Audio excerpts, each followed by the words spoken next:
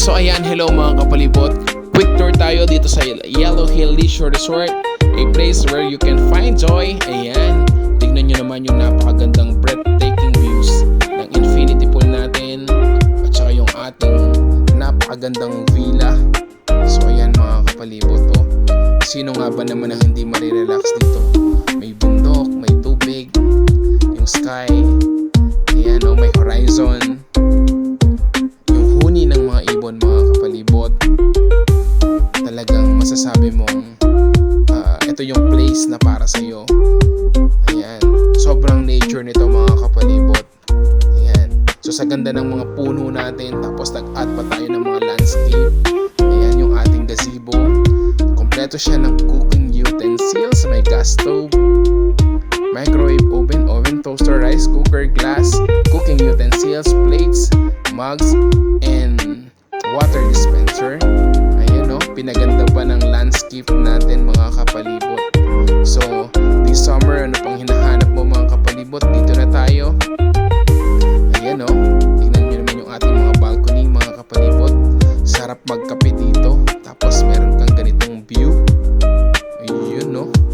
Kung saan natatanaw mo yung mga naliligo na napakaganda ng pool, napakalinis mga kapalibot. Ayun, no? Tingnan nyo naman. Tapos pagdating ng gabi mga kapalibot, sobrang ganda nito. Ayun, no? Para kang nasa isang lugar pero dalawa yung itsura niya, morning and evening. Tapos ito yung loob niya mga kapalibot. Tingnan nyo naman, sobrang lawak ng receiving area. Ayun, no? So paano hindi ka marirelax dito mga kapalibot?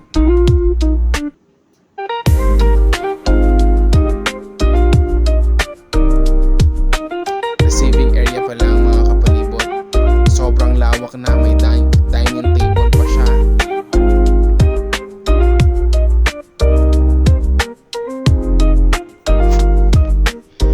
Even yung mga CR natin mga kapalibot, sobrang spacious niya. Separate yung toilet bowl at saka yung shower area natin. And tingnan nyo naman yung ating mga kwarto mga kapalibot. Sino ba naman ang hindi gaganahang magpahinga sa ganito kaganda at kalinis na setup ng ating mga bed? So mapapakanta ka na lang, huwag muna tayong umuwi. Ayan, pasensya na sa boses mga kapalibot, medyo sintonado tayo. Pero tingnan nyo naman mga kapalibot, just in the bedroom, meron siyang ganitong balcony na merong breathtaking views. At yung ating second floor mga kapalibot, ayan, paakyat pa lang, may glass window na siya. So makikita mo clear yung paligid. Ito yung receiving area natin mga kapalibot. Tingnan nyo naman mga kapalibot. You know,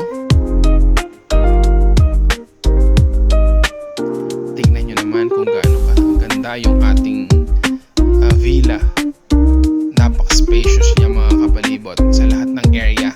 And kahit saang spot mga kapalibot, Instagrammable siya. So pwede ka na magpalit ng profile picture.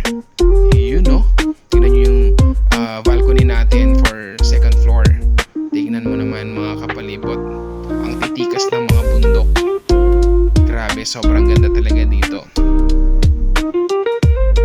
Ayan, no? And pasukin natin yung master's bedroom na pinagmamalaki natin, no?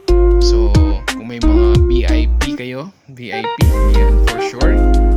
Yun, no? Magugustuhan nila dito mga kapalibot. Lakas, ayan, Maria Clara and Ibarra na ambience dito sa loob ng master's bedroom. And then pwede mong silipin, you know, yung ilalim natin mga kapalibot. So master's bedroom pa lang mga kapalibot, ganyan na yung view. So yan, silipin natin mga kapalibot yung kanyang toilet and bath. So ayan, pagbungad mo mga kapalibot, ayan, tignan nyo kung gaano kalaki, spacious talaga. Tapos meron tayong jacuzzi. Tingnan nyo naman, may hot and cold to mga kapalibot. Tapos ganyan yung view. Naku, master's bedroom pa lang mga kapalibot. Talagang mapasasabi mo na huwag ka munang uuwi. So ano pang hinihintay nyo mga kapalibot? Visit na sa Yellow Hill Leisure Resort. 12 to 2 p.m. ang ocular visit para makita nyo kung gaano kaganda. So try nyo na yan mga kapalibot. Sama na ang buong pamilya, mag Yellow Hill ka na.